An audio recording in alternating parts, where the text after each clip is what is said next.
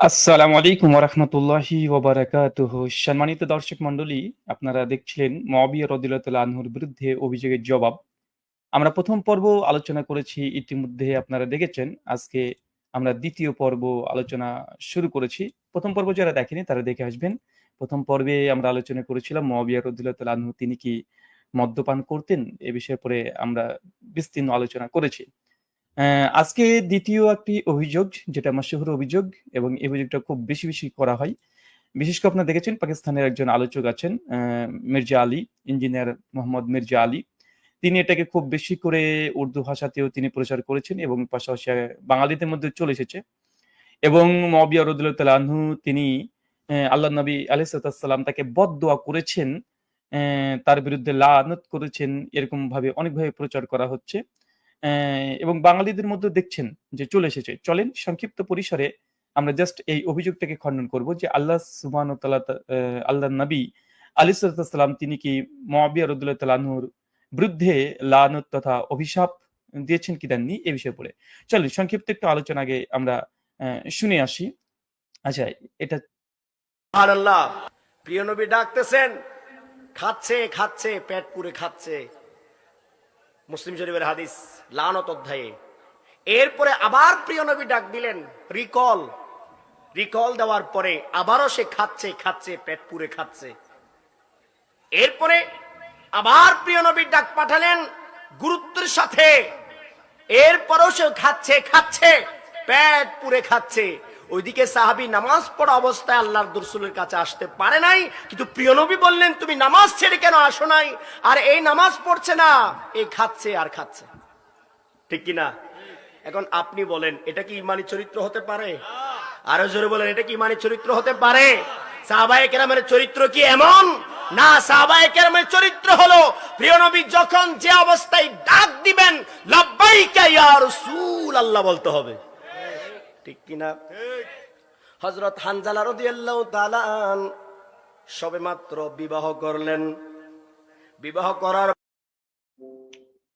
আচ্ছা, সম্মানিত দর্শক মণ্ডলী, আপনি উনার আলোচনা শুনেছেন। আসলে তিনি মুআবিয়া রাদিয়াল্লাহু তাআলা আনহুর উপরে এই কথাগুলো বলতে চাচ্ছেন, কিন্তু তিনি নাম নিচ্ছেন না প্রকাশ্যে। যাই হোক, কিন্তু আপনারা দেখছেন পাকিস্তানের মোহাম্মদ আলী মির্জা, তিনি এই বিষয়ে পরে ব্যাপক আলোচনা এবং সমালোচনা করে এটাকে আরো জনপ্রিয় করে দিয়েছে এই মুআবিয়া রাদিয়াল্লাহু তাআলা আনহুর ইস্যুটাকে। তো যাই হোক, আমরা জাস্ট কোরআন এবং সুন্নাহর আলোকেই সেগুলো জবাব দেব। আসলে অভিযোগ তো সকলের প্রতি সকলে করে থাকে। যেমন মাওলা আলী রাদিয়াল্লাহু তাআলা আনহুর বিরুদ্ধেই অনেকে অভিযোগ করেছে তিনি মদ্যপ ছিলেন, তিনি মদ পান করতেন এবং মাওলা আলী রাদিয়াল্লাহু তাআলা আনহুর বিরুদ্ধে এত পরিমাণে সমালোচনা আছে। করে এক শ্রেণী খারিজি যারা আছে তারা করে। তাদেরকে আমরা কখনোই গ্রহণ করি না। যে নাসবি আছে তারা বিরোধিতা করে। আমরা তাদেরও রদ করি।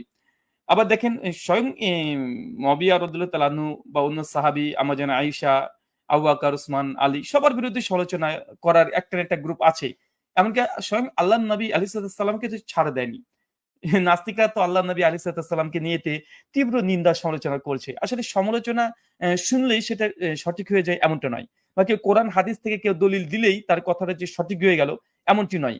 দেখেন ওই কাদিয়ানী যারা আছে তারা তো কোরআন মাজিদের আয়াত খুলে দেখায় যে দেখো আমাদের মির্জা আহমেদ কাদিয়ানী ইনিও নবী।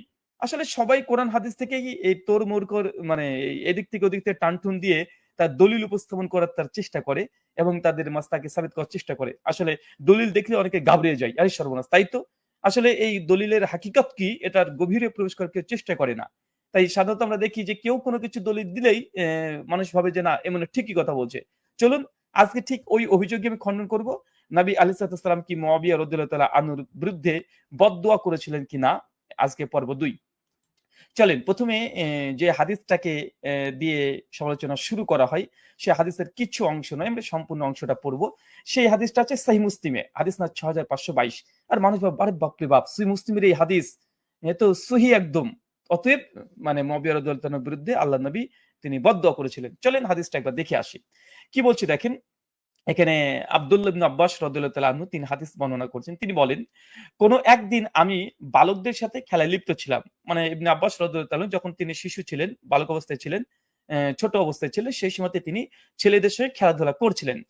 তারপর দেখেন তখন রাসূল সাল্লাল্লাহু আলাইহি ওয়াসাল্লাম সেখানে আসলেন। তখন আমি একটি দরজার পিছনে লুকিয়ে থাকলাম। মানে ইবনে আব্বাস রাদিয়াল্লাহু তাআলা তিনি লুকিয়ে পড়লেন। তিনি বলেন, তিনি আমাকে তার হাতে আদর করে একটা চড় দিলেন এবং বললেন, "যাও, মুআবিয়া আমার কাছে ডেকে নিয়ে আসো।" মানে মুআবিয়াকে আমার কাছে ডেকে নিয়ে এসো। মানে ইবনে আব্বাস রাদিয়াল্লাহু তাআলা ছোট ছিলেন। আল্লাহ রাসূল তাকে ধরে নিয়ে এসে একটা চড় মারলেন। অনেক নাস্তিক তো এই অংশটাকে নিয়েও বলে যে, "দেখো মুহাম্মদ সাল্লাল্লাহু আলাইহি ওয়াসাল্লাম তিনি বাচ্চাদেরকে পেটাতেন, বাচ্চাদেরকে মারতেন।" এই অংশটাকে নিয়ে। নাস্তিক যারা আছে তারা অভিযোগ করে। মানে অভিযোগ করব মনে করলে করা হয়। কিন্তু এখানে আসলে ইবনে আব্বাসকে আল্লাহ রাসূল যে চড় মেরেছেন তার অর্থ কি? আল্লাহ নবী কি বাচ্চাদের উপরে নির্যাতন করতেন? বাচ্চা শিশুদেরকে মারতেন? না। তারপর দেখেন মুআবিয়াকে তিনি ডাকতে পাঠালেন আল্লাহর নবী আলাইহিস সালাতু ওয়াস সালাম। এখন ম অ্যা ইবনে আব্বাস তিনি বলছেন কি বলছেন দেখেন, তিনি বললেন, "তখন আমি তার নিকটে গেলাম এবং আমি তাকে বললাম, তিনি খাচ্ছেন।" মানে যখন ইবনে আব্বাস রাদিয়াল্লাহু তাআলা মুআবিয়ার কাছে গেলেন, গিয়ে তিনি দেখছেন যে মুআবিয়া রাদিয়াল্লাহু তাআলা খাচ্ছেন। তিনি আল্লাহর রাসূলকে এসে বলছেন যে, "আল্লাহর নবী, মুআবিয়া রাদিয়াল্লাহু তাআলা তিনি খাচ্ছেন।" তিনি বলেন মানে আল্লাহ নবী আবার বলছেন, তারপর তিনি রাসূল সাল্লাল্লাহু আলাইহি ওয়াসাল্লাম বললেন, "আপনাকে মানে আবার তুমি যাও।" তো মুআবিয়াকে ডাকার জন্য তিনি আবার গিয়েছেন। আবার আসলেন। এসে আল্লাহ রাসূল বলছে, "ইয়া রাসূলাল্লাহ, মুআবিয়া রাদিয়াল্লাহু তাআলা আনহু তিনি খাচ্ছেন।" তখন আল্লাহ নবী কি বলছেন দেখেন, "তখন আমি তার নিকটে গেলাম এবং ফিরে বললাম, তিনি খাচ্ছেন।" তখন তিনি বললেন, "আল্লাহ যেন তার পেট ভর্তি না করেন।" এই যে ছোট্ট অংশ নীল অংশটাকে যেটা দাগানো আছে। মানে এখানে বোঝা যাচ্ছে যে মুআবিয়া রাদিয়াল্লাহু তাআলা আনহুকে ডাকার জন্য ইবনে আব্বাস ২ বার গিয়েছেন। গিয়ে দেখছেন যে তিনি খাচ্ছেন। এবং আল্লাহ রাসূলকে এসে ইবনে আব্বাস রাদিয়াল্লাহু তাআলা আনহু এসে বলছেন যে, "ইয়া রাসূলাল্লাহ, মুআবিয়া তো খাচ্ছেন।" অবশেষে ২য় বারে যখন এই কথা বললেন, তখন আল্লাহ নবী তখন একটি কথা বললেন যে, "মুআবিয়ার যেন পেট", এখানে মুআবিয়ার কথা উল্লেখ নেই। ওই যে তিনি বললেন, কি বললেন? যে, "আল্লাহ যেন তার পেট ভর্তি না করে।" এই হচ্ছে এই হাদিসের সম্পূর্ণ অংশ। আমরা মানে অর্ধেক নয়, সম্পূর্ণই বললাম। এটা সহিহ মুসলিম হাদিস না ৬৫২২, হাদিস একাডেমি থেকে এটা দেখে নিবেন এবং আন্তর্জাতিক নাম্বার যেটা ইন্টারন্যাশনাল নাম্বার হাদিস না ২৬০৪ এ এটা বর্ণনা আছে। তার মানে এই হাদিসটা হচ্ছে মূল অংশ যে আল্লাহর নবী ২ বার ইবনে আব্বাস গিয়ে দেখছেন খাচ্ছেন। আল্লাহ নবী তখনই বললেন যে তার পেট যেন ভর্তি নাই হয়। এখন দেখেন এই হাদিসটাকে নিয়ে সাধারণত ২ টো অভিযোগ করে থাকে। পাকিস্তানের মির্জা আলী সাহেব তিনিও এই অভিযোগটা করেছেন এবং সাধারণত এই হাদিসটাকে সামনে রেখে যারা মুআবিয়া রাদিয়াল্লাহু তাআলার বিরুদ্ধে সমালোচনা করে তারা ২ টো অভিযোগ করে। এক, যে এখানে আল্লাহর নবী মুআবিয়াকে ডাকতে পাঠিয়েছেন কিন্তু তিনি খাচ্ছেন। তার খাওয়াটাই বড় হয়ে গেল। আল্লাহর নবীর ডাকে তিনি সাড়া দিলেন না। তিনি আসলেন না। অথচ অন্যান্য সাহাবীরা নামাজ ছেড়ে দিয়ে চলে আসতেন। কিন্তু মুআবিয়া তিনি আসলেন না। অতএব মুআবিয়া রাদিয়াল্লাহু তাআলা আনহু তিনি আল্লাহ রাসূলের সঙ্গে এটা বেয়াদবি করেছে। আল্লাহ নবীর ডাকে সাড়া দেয়নি। এটা একটা অভিযোগ। আর ২ নম্বর অভিযোগ যে নবী সাল্লাল্লাহু আলাইহি ওয়াসাল্লাম শেষে তিনি কি বললেন? যে তার পেট যেন ভর্তি না হয়। এই ২ টো অভিযোগ। চলেন আমরা ধারাবাহিক পর্যায়ে টোটাল ৮ টা জবাব আমরা এখানে উপস্থাপন করব। একটু গভীর দৃষ্টি দিয়ে আপনারা দেখবেন। ১ম যে অংশটা যে নবী সাল্লাল্লাহু আলাইহি ওয়াসাল্লাম ডেকেছেন কিন্তু মুআবিয়া রাদিয়াল্লাহু তাআলা তারপরেও খেয়ে চলেছেন। তিনি আল্লাহ নবীর ডাকে তিনি সাড়া দেননি। এখন ১ম প্রশ্ন দেখেন হাদিসে দেখেন যে ইবনে আব্বাস রাদিয়াল্লাহু তাআলা আনহু যে মুআবিয়া রাদিয়াল্লাহু তাআলার কাছে গিয়ে এ কথা বলেনি। জাস্ট আল্লাহ রাসূল সাল্লাল্লাহু আলাইহি ওয়াসাল্লাম ইবনে আব্বাসকে বলছে, "যাও মুআবিয়াকে ডেকে নিয়ে এসো।" ইবনে আব্বাস রাদিয়াল্লাহু তাআলা আনহু গিয়ে দেখছেন মুআবিয়া রাদিয়াল্লাহু তাআলা আনহু বাড়িতে খাচ্ছেন। কিন্তু ইবনে আব্বাস রাদিয়াল্লাহু তাআলা আনহু আমি চ্যালেঞ্জ করলাম যারা মুআবিয়া রাদিয়াল্লাহু তাআলা সমালোচনা করে তাদেরকে চ্যালেঞ্জ করছি স্পষ্টভাবে যে ইবনে আব্বাস গিয়ে কি মুআবিয়াকে বলেছেন যে, "ইয়া মুআবিয়া রাদিয়াল্লাহু তাআলা আনহু, আল্লাহ রাসূল আপনাকে ডাকছে।" এই কথা কি বলেছে? না, বলেনি। হাদিসের জগতে কোন জায়গাতে পাবেন না। যে ইবনে আব্বাস রাদিয়াল্লাহু তাআলা আনহু গিয়ে মুআবিয়া রাদিয়াল্লাহু তাআলা আনহুকে গিয়ে বলেছেন যে, "আল্লাহ রাসূল আপনাকে ডাকছে।" তারপরে মুআবিয়া রাদিয়াল্লাহু তাআলা খেয়ে চলেছে। এরকম হাদিসে নাই। বরং হাদিসে আপনার কিছুক্ষণ আগে আপনারা দেখেছেন এখানে জাস্ট ইবনে আব্বাস রাদিয়াল্লাহু তাআলা আনহু গিয়ে দেখেছেন তিনি জাস্ট যে মুআবিয়া খাচ্ছেন তিনি মুআবিয়াকে বলেননি যে আল্লাহ রাসূল আপনাকে ডাকছে। এই কথা হাদিসে নেই। হাদিস জগতে কোন জায়গাতে পাবেন না। যে ইবনে আব্বাস বলেছেন আল্লাহ রাসূল ডাকছে তারপরেও মুআবিয়া খেয়ে চলেছে। এ ধরনের হাদিস নেই, হাদিসের অংশ নেই। জাস্ট ইবনে আব্বাস রাদিয়াল্লাহু তাআলা আনহু গিয়ে দেখেছেন যে না মুআবিয়া রাদিয়াল্লাহু তাআলা খাচ্ছেন। আর ইমাম বাইহাকি তো দালাইলুন নবুওয়াতের মধ্যে নিয়ে এসেছে যে তার ইবনে আব্বাস যখন বললেন মুআবিয়াকে প্রয়োজন তখন তার বাড়ির কেউ একজন বলেছে যে না তিনি খাচ্ছেন। এই কথা যে আল্লাহ রাসূল ডাকছেন এটা মুআবিয়া পর্যন্ত পৌঁছায়নি। মুআবিয়া রাদিয়াল্লাহু তাআলা আনহু তিনি জানতেনই না যে আল্লাহ রাসূল ডাকছেন। ইবনে আব্বাস রাদিয়াল্লাহু তাআলা আনহু জাস্ট দেখে তিনি চলে এসেছেন, ফিরে এসেছেন। যে খাচ্ছেন তার জন্য তাকে আর ডাকার প্রয়োজন বোধ মনে করেনি।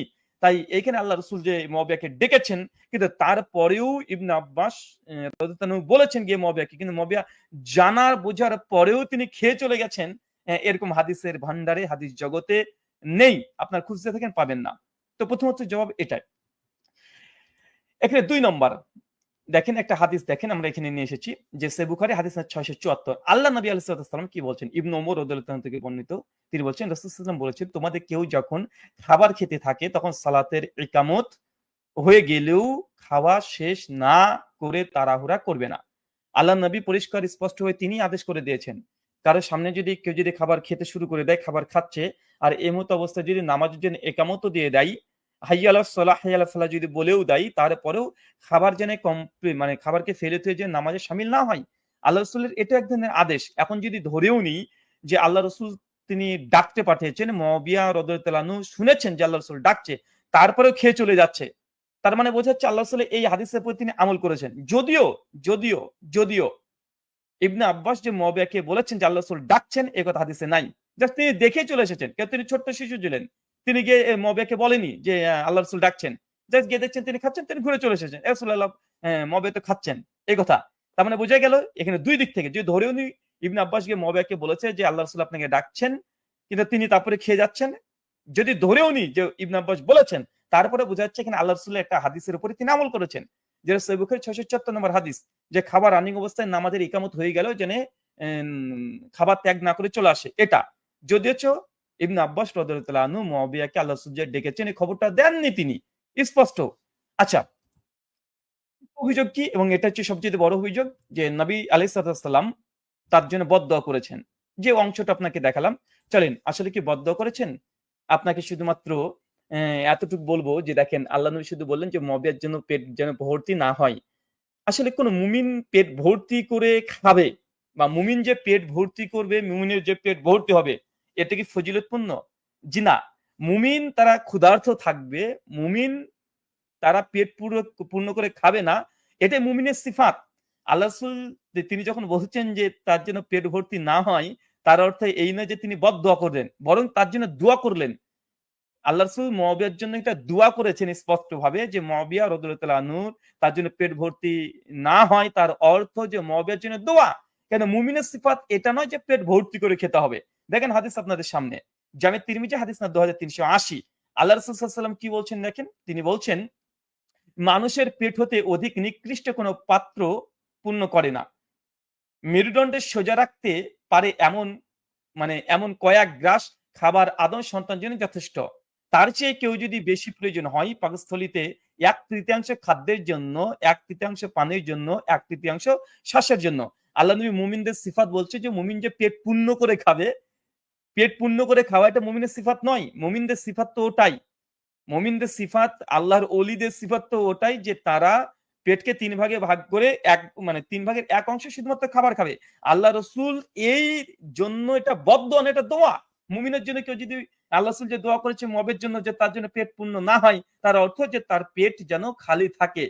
তার পেট যেন খালি থাকে, যেটা হাদিস আল্লাহ নবী বলেছেন এটা আল্লাহর ওলিদের সিফাত, মুমিনদের সিফাত। তো এই হাদিসের আলোকে বোঝা যায় যে আল্লাহ রাসূল বদদোয়া করেনি। ওই অর্থ এটা দ্বারা বোঝা যায় আসলে এটা দোয়া করেছে। এটা দোয়া করেছে। চলেন আপনাকে আমি আরেকটা দেখাই। এটা জামে তিরমিজি হাদিস নাম্বার ২৪৭৮। আল্লাহ নবী কি বলছেন দেখেন। তিনি বলেন আমাদের সামনে একজন সাহাবী এসে আল্লাহ রাসূলের সামনে ঢেকুর তুলছে। তারপর আল্লাহ রাসূল কি বলছে দেখেন, অবশ্যই যে সকল ব্যক্তি দুনিয়াতে বেশি পরিতৃপ্ত হবে তারাই কিয়ামতের দিন সবচেয়ে বেশি ক্ষুধার্ত থাকবে। আল্লাহ রাসূল বলছে যে এই দুনিয়াতে পেট পূর্ণ করে খাবে, পেট পূর্ণ করে খাবে, পেট ভর্তি করে খাবে, তারা কিয়ামতের মাঠে তারা ক্ষুধার্ত থাকবে। আর যারা দুনিয়াতে অল্প খাবে তারা কিয়ামতের মাঠে তাদেরকে বিচারের দিন জান্নাতে গেলে তারা পূর্ণ ভাবে খাবে। তার মানে বোঝা যাচ্ছে আল্লাহ রাসূলের জন্য আল্লাহ রাসূল যে মুআবিয়াকে যে কথা বলেছে তার পেট যেন পূর্ণ না হয়, এ কথার উদ্দেশ্য এটা নয় যে মুআবিয়ার জন্য বদদোয়া করলেন। বরং এটা দোয়া। এটা দোয়া। যে মুমিন সে যেন মুআবিয়া যেন কোনভাবে যেন পেট পূর্ণ করে না খায়, বরং সে যখন খাবে সে যেন মানে অর্ধেক পেট খায়। অর্ধেক পেট খায়, ক্ষুধার্ত অবস্থায় যেন থাকে। এটা তার জন্য বদদোয়া নয়। এটা দোয়া।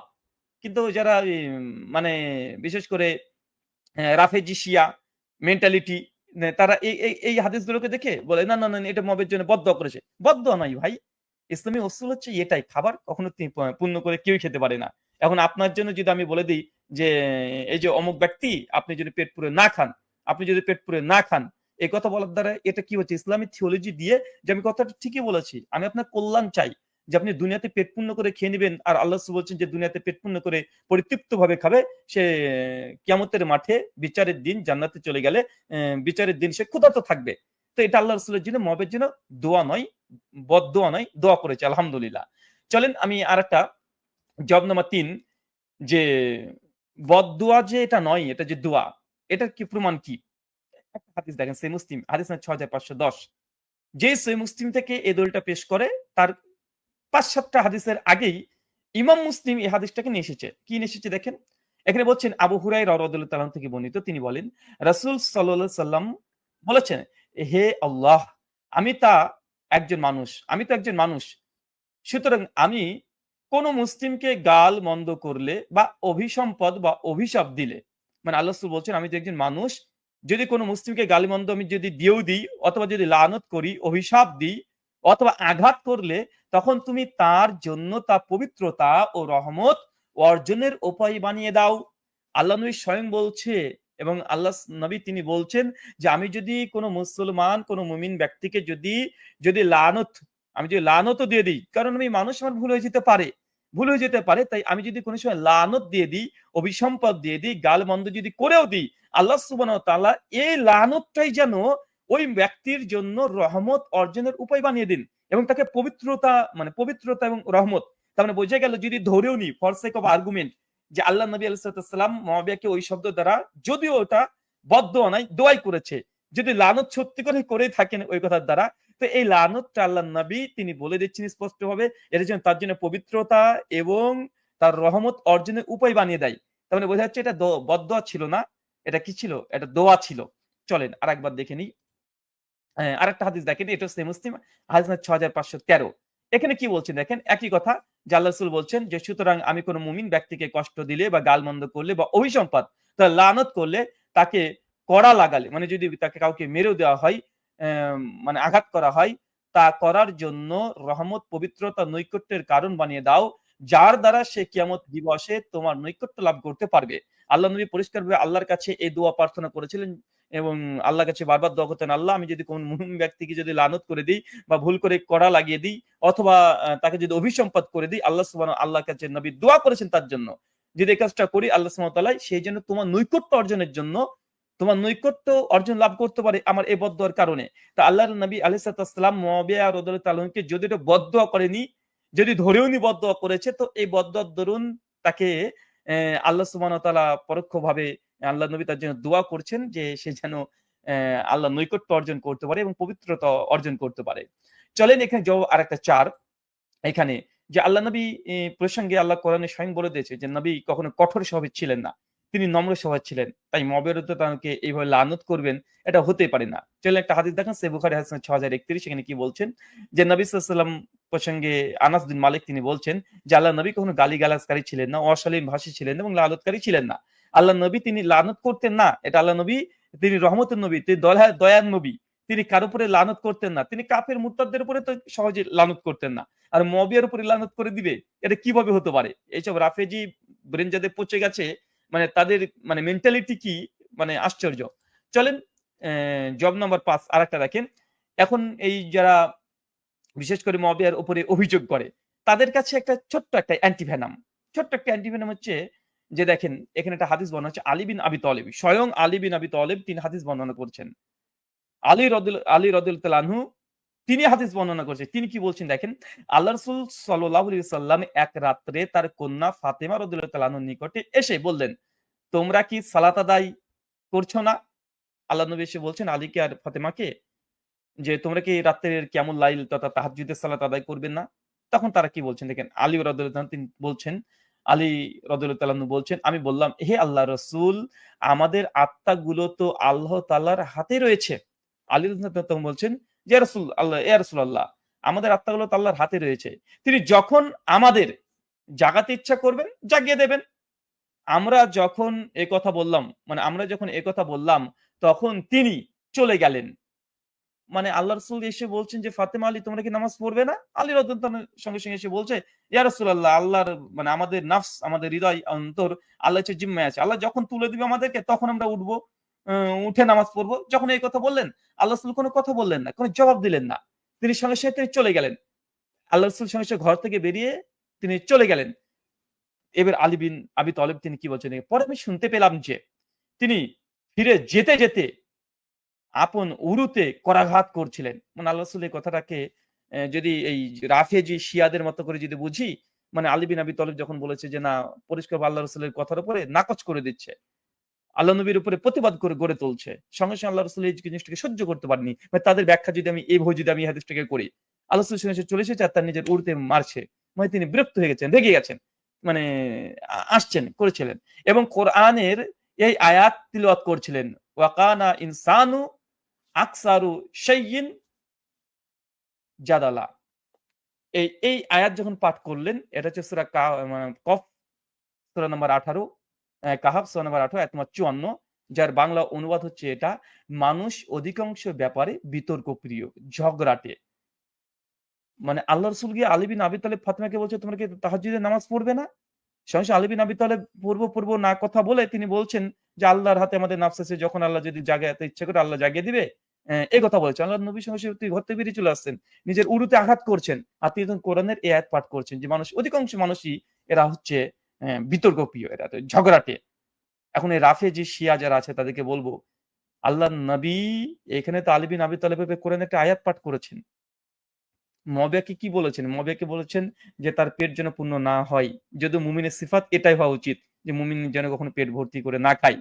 আল্লাহ নবী এ কথা বলেছেন। কিন্তু আলীর ব্যাপারে কি বলছেন এটা আল্লাহ নবী? স্বয়ং কোরআনের আয়াত থেকে আসমানি ওহী পাঠ করে তিনি শুনে দিচ্ছেন। এবং আলী বিন আবি তালেবকে বলছে যে মানুষ ঝগড়াটে হয়। যারা খারেজি আছে তারা তো এই আয়াত নিয়ে তো আলী বিন আবি তালেবের প্রতি অভিযোগ করে। আপনারা মেনে নিবেন? আপনারা তো মানবেন না। আমরা তার জন্য বলি যে এই আল্লাহ রাসূল যে এটা বলেছেন, কোন আয়াত পাঠ করেছেন তার মানে আলী বিন আবি তালেবের প্রতি অভিযোগ করে দিলেন। এমনটি নয়, এমনটি নয়। আচ্ছা চলেন আরেকটা দেখেন জবাব নম্বর ৬। এখানে আবু যর রাদিয়াল্লাহু তাআলা আনহুর ব্যাপারে কি বলবেন? আল্লাহ নবী কি আবু যরের উপরে কি বদদোয়া করেছেন? যেখানে একটা ঘটনা বর্ণনা আছে, একটা বিস্তীর্ণ ঘটনা। তার মধ্যে আমি লাল যেখানে দাগিয়ে রেখেছি ওখান থেকে পড়েন। পড়েন তিনি বলছেন দেখেন, তিনি বললেন মানে আল্লাহ নবী বললেন যে, "হে আবু যর তোমার মা তোমার জন্য কাঁদুক। তোমার মার দুঃখ হোক।" এবং এই বলে তিনি একটি কালো ক্রীতদাসকে ডেকে এনে একটি বড় পাত্র ভর্তি করলেন। মানে একটা ঘটনা প্রেক্ষাপটে আল্লাহর নবী আবু জারকে বললেন যে, "আবু জার তোমার মা যেন হালাক হয়ে যাক। তোমার মা যেন কাঁদুক।" মানে কাঁদুক মানে কি? তোমার মা কাঁদুক মানে তুমি যেন মারা যাও। এখন কি আল্লাহ রাসূল কি এই যে কথাটা বললেন আবু জারকে, আবু জার কে? আবু জার রাদিয়াল্লাহু তাআলা আনহু উনি তো আলী বিন আবি তালেবের পক্ষে ছিল, তাই না? জাঙ্গে মানে সিফফিনে তিনি তো পক্ষে ছিলেন। আবু যর রাদিয়াল্লাহু তাআলা আনহু প্রসঙ্গে আল্লাহ রাসূল স্বয়ং বলে দিচ্ছেন যে, "তোমার মা তোমার জন্য যেন কাঁদুক।" এই কথার অর্থ কি? আল্লাহ নবী কি আবু যরের প্রতি বদ্দোয়া করেছেন? এই কথা বলবেন? চলেন আরেকটা হাদিস আমরা দেখে নিই। সাফিয়া রাদিয়াল্লাহু তাআলা আনহাকে স্বয়ং আল্লাহ নবী কি বলেছিলেন? সহিহ মুসলিম হাদিস নং ৩০৯৮ স্নেক ফাউন্ডেশন থেকে বর্ণনা আছে। এখানে দেখেন ঘটনা বর্ণনা আছে যে নবী সাল্লাল্লাহু আলাইহি ওয়াসাল্লাম যখন রওনা হওয়ার ইচ্ছে করলেন তখন সাফিয়া তার তাঁবুর দরজায় চিন্তিতা ও আ অবসরগ্রস্ত দেখতে পেলেন। তিনি বললেন, "বন্ধা নেড়ি, তুমি আমাদের এখানে আটকে রাখবে?" মানে একটা ঘটনা আছে। জিহাদের ময়দানে যাওয়ার পূর্বে আম্মা জান আয়েশা যখন হায়েজ হয়েছিল একটা লম্বা ঘটনা সহিহ বুখারীর মধ্যে মজুদ আছে। আমি সংক্ষিপ্তটা এখানে নিয়ে এসেছি। তো যখন মনে করছিলেন যে আল্লাহ রাসূল এবং আয়েশা রাদিয়াল্লাহু তাআলা আনহু যে সাফিয়া রাদিয়াল্লাহু আনহু তিনি বাধা প্রদান করবেন। তো এরকম ঘটনার পরে আল্লাহ নবী সেই সময় তিনি বললেন সাফিয়াকে, স্বয়ং সাফিয়া রাদিয়াল্লাহু তাআলা আনহাকে আল্লাহ নবী বললেন, "হে বন্দা নেড়ি, তুমি আমাদের এখানে আটকে রাখবে?" তার মানে কি এখানে আল্লাহ নবী কি তার জন্য বদদোয়া করলেন বা খারাপ অশ্লীল ভাষা প্রয়োগ করলেন? না। আমি আরেকটা জবাব দেই। এখানে একটা অ্যা আসলে এই যে আমরা এই হাদিসগুলো দেখালাম যে আরবি ভাষাতে বা সাহিত্যের মধ্যে এই কথাগুলো যে তোমার পেট ভর্তি না হোক বা হে বন্দা এনেরা বা এই ধরনের কথাগুলোকে এটা কখনো বদদোয়া হিসাবে এগুলো মানে ছিল না। এগুলো আসলে প্রচলিত আরবি একটা ট্র্যাডিশন অনুযায়ী তারা এভাবে কথা বলতেন। আর এগুলো অর্থ তারা হাকিকি অর্থ তারা নিতেন না। যেমন আমাদের বাংলা ভাষাতে আমরা বলি যখন খিদা লাগে বলে পেটে ছুঁচো ডন মারছে। বা বেশি যে কেউ খায় তাকে আমরা বলে দিলাম, "তোর পেট নাই এটা কুয়ারি ভাই।" মানে এই কথাগুলোর অর্থ দিয়ে আমরা কি বুঝাই? এগুলো দিয়ে আমরা আসলে কি বলি? অনেক সময় তো ধরেন মা তার সন্তানকে বলছে, "তুই মরতে পারিস না।" আসলে মাকে তো আসলে তার সন্তানকে মানে মরার জন্য দোয়া করছে? না, এই কথাগুলো ন্যাচারাল, নরমাল। তো আরবি ভাষাভাষীর মধ্যে এরকম শব্দ অনেকগুলো আছে। তো এই সবগুলো কথার উদ্দেশ্য আমাদের মূল কথা হচ্ছে এইটা যে মানে মুআবিয়া রাদিয়াল্লাহু তাআলা আনহুর বিরুদ্ধে যে অভিযোগ তারা করছে যে মুআবিয়ার জন্য বদদোয়া করেছেন এবং আল্লাহর নবী ডেকেছেন কিন্তু মুআবিয়া উত্তর নেননি বা তিনি আসেননি, তিনি খাবার খেতেই থেকেছেন। আসলে মুআবিয়া রাদিয়াল্লাহু আনহু কাছ পর্যন্ত ইবনে আব্বাস যে বলেছেন আল্লাহ রাসূল ডেকেছেন এর কোন প্রমাণই নেই। বরং ইবনে আব্বাস রাদিয়াল্লাহু আনহু তিনি জাস্ট ডেকে তিনি নিজে থেকে ফিরে চলে এসেছেন। তাই এই অভিযোগ করা একদম অনর্থক। আর ২ নাম্বার ওটা বদদোয়া নয়, ওটা দোয়াই ছিল। কেননা বেশি করে পুণ্য করে পেট পূর্ণ করে খাওয়া যদি বলতো তাহলে এটা বদদোয়া হতো। কিন্তু যেন ভর্তি না হয় এটা দোয়া। এটা হাদিসের প্রতি আমলের ব্যাপারটা এসে গেছে। আপনারা অন্ততপক্ষে এতটুকু বুঝেছেন। আর সমস্ত কথা হচ্ছে এটা যে আজ পর্যন্ত ১৪০০ বছরের মধ্যে কোন মুহাদ্দিস এই হাদিসটাকে সামনে রেখে ম ম মুআবিয়া রাদিয়াল্লাহু আনহুর বিরুদ্ধে তীব্র সমালোচনা করেছেন বা আল্লাহর নবী বদদোয়া করেছেন, এরকম কোন কথাই কেউ নকল করেনি। বরং ইমাম নওয়াবী দেখেন সহিহ মুসলিমের সারাতে তিনি কি বলছেন? একদম শেষ লাইনটা। কেননা প্রকৃতপক্ষে রাসূল সাল্লাল্লাহু আলাইহি ওয়াসাল্লাম এই শব্দ দ্বারা তার জন্য দোয়া করেছেন। দেখেন ইমাম মুসলিম এই হাদিস থেকে দলিল নিয়ে বলছে এটা মুআবিয়ার জন্য দোয়া, এটা বদদোয়া নয়। কিন্তু রাফেজি, শিয়া এরা বুঝে না। এরা নিয়ে নিয়েছে, দলিল নিয়ে নিয়েছে। দেখেন এই সমস্ত হাদিস যে হাদিসগুলোকে মেটাফরিক্যালি মানে এই যে মহারাবা হিসাবে যেগুলো ব্যবহার করা হয়, ইমাম নবী সমস্ত হাদিসের তুরুকগুলোকে নিয়ে এসেছে। কারণ নাস্তিকরা অভিযোগ করে যে আল্লাহর নবী তিনি খুব অশ্লীল ভাষী ছিলেন। তিনি সাফিয়াকে বন্ধা নেয়ারা বলেছেন। নাস্তিকরা যে অভিযোগ করছে এই অভিযোগ শিয়ারা করছে। একই অভিযোগ। দেখেন ইমাম নবী কি বলছেন? নিশ্চয়ই মানে কতেক হাদিসে রাসূল সাল্লাল্লাহু আলাইহি ওয়াসাল্লাম সাহাবায়ে কেরামের জন্য মন্দ দোয়া করেছেন। মানে এই হাদিসগুলোর অর্থ দেখে মনে হয় যে মন্দ দোয়া করেছেন। সেটি প্রকৃতপক্ষে মন্দ দোয়া নয়। মানে খারাপ দোয়া নয়। বরং সেগুলো ওই সমস্ত দোয়া বা বাক্যের অন্তর্ভুক্ত যেগুলো আরবগণ কোন উদ্দেশ্য ব্যতীত অভ্যাসগত হিসাবেই তারা মানে বলতেন। যেমন আল্লাহর নবী যেমন একে বলেছিলেন, সাফিয়াকে তার স্ত্রীকে বলেছেন বন্ধানেরা, এই অংশটা নিয়ে এসেছে। আরেক হাদিসে এসেছে তোমার বয়স যেন বৃদ্ধি না হোক। একজন সাহাবীকে আল্লাহর নবী বলেছিলেন যে, "তোর বয়স যেন বৃদ্ধি না হোক।" তার মানে অর্থ এই নয় যে তারা এখনই মারা যাবে, এমন নয়। এমনিভাবে মুআবিয়া রাদিয়াল্লাহু আনহুর ক্ষেত্রেও এই শব্দটা এসেছে অর্থাৎ আল্লাহ তার উদর ভর্তি না করুক। এইরকম অন্যান্য বাক্য দ্বারা আরবগণ প্রকৃতপক্ষে বদদোয়া হিসাবে উদ্দেশ্যে নিতেন না। ইমাম নবী ৭০০ বছর পূর্বে তিনি বলে দিয়েছেন যে এই হাদিসগুলো দিয়েই একেকজন অভিযোগ করে। যে সাফিয়া রাদিয়াল্লাহু আনহাকে যে বন্ধা বলেছে, নাস্তিক দেখেন বাংলাদেশের আসিফ মহিউদ্দিন আছে, এই আসাদ নূর আছে। এরা এই কথা দিয়ে বলছে দেখো তোমাদের নবী কি বাজে ভাষা ব্যবহার করতেন। মেয়েদের স্ত্রীদের প্রতি কি নির্যাতন করতেন। তাকে বন্ধা বলে গালি দিয়েছে, খিস্তি দিয়েছে। আচ্ছা এগুলো গালি না, এগুলো আরবি ভাষার আরবিতে এগুলো ট্র্যাডিশন এগুলো চলতো। ঠিক একইভাবে শিয়া রাফেজি গুলো নাস্তিকদের সুরে সুর মিলে এই শব্দ যখন পেয়েছে যে তোমার পেট যেন পূর্ণ না হয়, অমনি ভেবে নিয়েছে এটা বদদোয়া করেছে। তাকে অভিশাপ দিয়েছে। জি না। এগুলো হচ্ছে অনেকটা এই শিয়া রাফেজি যাদের মানে ব্রেন আর নাস্তিকদের ব্রেনদের মধ্যে মানে কোন পার্থক্য পাওয়া যায় না। প্রায় তারা একই ধরনের ভুলগুলো করে থাকে। তো সম্মানিত দর্শক মণ্ডলী আলোচনা লম্বা করছি না। আমাদের এতটুকু আলোচনা আপনাদের কাছে প্রেজেন্ট করার দরকার ছিল। আজকে পর্ব নম্বর ২ আপনাদের কাছে এখানে শেষ করলাম। ওয়ামা আলাইনা ইল্লাল বালাগ। আসসালামু আলাইকুম ওয়া রাহমাতুল্লাহি ওয়া বারাকাতুহু। बुखारी मुस्लिम में एक कातिब वही है जो नबी इस्लाम से जिसने खुद सूरह आल इमरान पढ़ी थी और आपकी वही लिखता था, मुर्तद हो गया। आपने फरमाया कि जमीन इसे कबूल नहीं करेगी। लाश दफनाते थे तो जमीन बाहर फेंक देती थी। लोग कहते थे कि मोहम्मद के असहाब ने ऐसा किया। ओपनली दफनाया गया, फिर लाश बाहर आ गई, फिर उनको पता चल गया ये गैबी मौजज़ा है। ज़ाहिर है जिसने नबी इस्लाम की नबूवत को चैलेंज किया तो अल्लाह ताला उस तरह तो नहीं उसको छोड़ेगा। लिहाजा ये बातें करना, तो ये बातें कुछ और हैं। जहां पे नबी इस्लाम ने प्रोफेसीज फरमाई है ना, वो ये वाली बातें नहीं है जिनको आप बचाने के लिए कर रहे हैं। जबकि स्पेसिफिकली मुहद्दिसीन के बकायदा फिर उनके ऊपर कमेंट्स हैं। मसलन ये कहते हैं जी वो सही मुस्लिम में जो आप हदीस बयान करते हैं कि हजरत मुआविया रज़ियल्लाहु ताला अन्हु को बुलवाने के लिए इब्ने अब्बास को भेजा। अल्लाह के महबूब अलैहिस्सलाम ने कहा मुआविया को बुलाओ, तो मैंने उससे कुछ लिखवाना है। कातिब तो थे, वो भी सही मुस्लिम में मौजूद है कि अबू सुफियान ने सिफारिश की थी कि मुसलमान इस्लाम लाने के बावजूद हमारे साथ अच्छा सलूक नहीं करते, आप मेरे बेटे मुआविया को अपना कातिब रख लें, तो इसकी वजह से लोग हमें भी रिस्पेक्ट देना शुरू कर देंगे। तो इस तरह उन्होंने रख लिया। कातिब के अल्फाज हैं, कातिब वही कहीं नहीं, कातिब वही कहीं और है, वो मैं बाद में बताता हूँ। तो कातिब जब रखवा लिया तो मुस्लिम शरीफ में इब्ने अब्बास को भेजा। वो खाना खा रहे थे। उन्होंने कहा या रसूल अल्लाह वो तो खाना खा रहे हैं। आपने कहा कि उसे बुला के लाओ। दूसरी बार गए तो उन्होंने कहा मैं तो खाना खा रहा हूं। 3 बार ऐसे ही हुआ।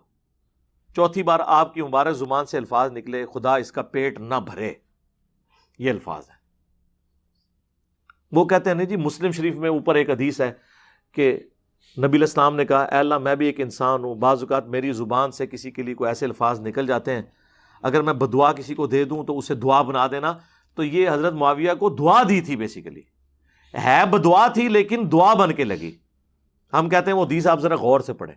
اس حدیث میں الفاظ ہیں کہ اے اللہ میں اگر کسی کے بارے میں ایسی بات کر دوں اور وہ اس کا اہل نہ ہو، ورنہ تو حضور کی ساری دی ہوئی بدوائیں دعائیں مان جائیں گی، پھر تو حضور کو بدوا دینی ہی نہیں چاہیے. پھکی والا جواب ہے. اگر وہ اہل نہ ہو تو اسے دعا بنا دینا، اور اگر اہل ہوگا تو بدعا لگے گی. تو ہم محدثین سے ہی پوچھ لیتے ہیں کہ یہ کیا تھا. اگر یہ کہتے ہیں نا کہ دعا بن گئی تھی تو ہم پھر بتاتے ہیں دعا کیسے بنتی ہے. اگر یہ دعا ہے نا تو صحیح بخاری میں موجود ہے، انس ابن مالک کہتے ہیں مجھے نبی علیہ السلام نے دعا دی تھی کہ تیری اولاد کثرت سے ہو، میں 100 سے زیادہ اپنی اولاد میں سے لوگ دفن کر چکا ہوں، 120 سال کی عمر میں فوت ہوئے آلموسٹ.